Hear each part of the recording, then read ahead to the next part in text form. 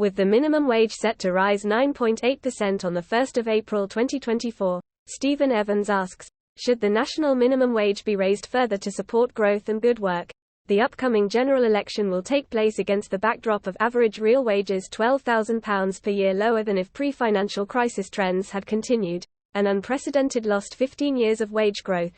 The economy is broadly stagnant and the public finances are stretched. Though there are always choices about who and what to tax and where to spend money, we clearly need a plan for growth to escape from the current doom loop, but that's easier said than done and will take time. Politicians looking for ideas that will resonate with voters but don't need lots of extra public spending, though the public sector is a large employer that would face a higher wage bill, might be tempted to propose a higher minimum wage. The minimum wage has been a success, despite predictions of sharp rises in unemployment when it was introduced, and will rise 9.8% to £11.44 for those aged 21 and over from April 2024. The government's on track to meet its aim for a minimum wage of 2/3 of median earnings by October 2024, but unemployment remains low at 3.8%. How high can we go?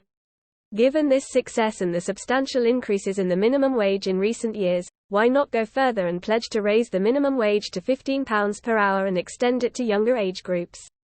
The TUC has argued for that, raising the minimum wage to 75% of median earnings, or would that lead to higher unemployment? Our minimum wage is relatively high by international standards. Perhaps the UK can go further if it also has a plan for growth and good work, to promote compliance, and to adjust plans based on economic conditions.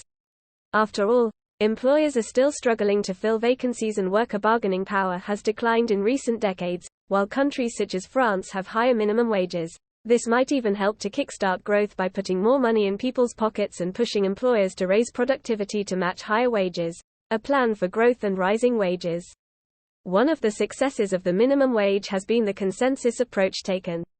The Low Pay Commission, LPC, has employers, trades unions and experts, looking to balance increased minimum wages with minimizing the impacts on employment.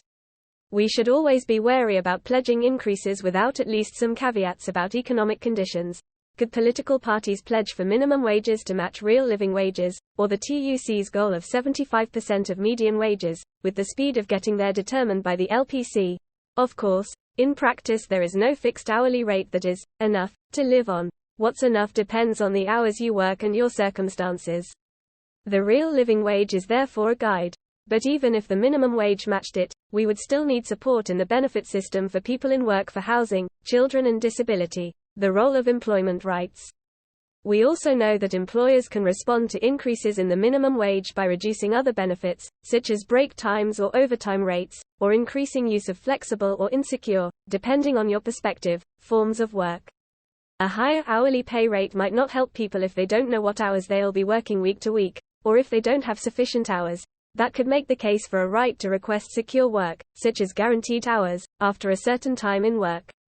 That was proposed by the Taylor Review back in 2016. Some seem to see employment rights as a burden on employers, but they are about the balance between employer and employee, and can in the right circumstances promote a more engaged workforce that benefits business. Lastly, people won't benefit from a higher minimum wage if employers aren't paying it.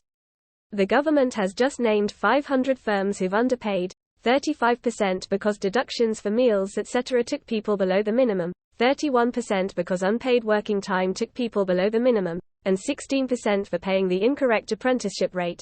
Our research has found a lot of underpayments related to the complexity of the rules and how rates change by age and length of employment. Simplifying the system, for example simply having a 16 to 17 and 18 plus rate, could help with compliance. As could more proactive distribution of information to employers and employees and a clearer understanding of how people can enforce their rights, including with the help of trades unions. We supported Newham Council in developing an employment rights centre.